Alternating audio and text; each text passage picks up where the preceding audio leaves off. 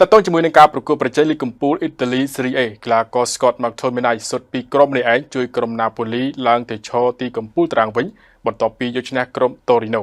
អតីតកីឡាករខ្សែបម្រើរបស់ក្លឹប Manchester United គឺកីឡាករ Scott McTominay រកបាន2គ្រាប់ម្នាក់ឯងតែម្ដងពេលម្ចាស់ផ្ទះពពុះស Napoli បំបាក់ក្រុមភ្ញៀវ Torino 2-0 3 ពិន្ទុដ៏សំខាន់ក្នុងទឹកដីនេះដែរបានរួមចំណែកជួយក្រុម Napoli ម្ចាស់ជើងឯកលីគកំពូលអ៊ីតាលី Serie A រដូវកាល 2022-2023 ឡើងឈរទីកំពូលតារាងវិញនិងនាំមុខជើងឯកចាស់ Inter Milan 3 ពិន្ទុផងដែរមុនពេលលេង4ប្រកួតបិទរដូវកាលពីក្រោយរបស់កីឡាករអន្តរជាតិ Scotland McTominay គឺកាត់ឡើងនៅនាទីទី7និងនាទី41ដោយពេលនេះរូគីក៏កើនបាន5គ្រាប់ផងដែរក្នុងចំណោម3ប្រកួតចុងក្រោយរបស់គេជាមួយនឹងក្លឹប Napoli ស្ថិតក្រោមការបង្វឹកដោយលោក Antonio Conte ក្រុម Napoli កំពុងឈរលើកំពូលតារាងលីកកំពូលអ៊ីតាលី Serie A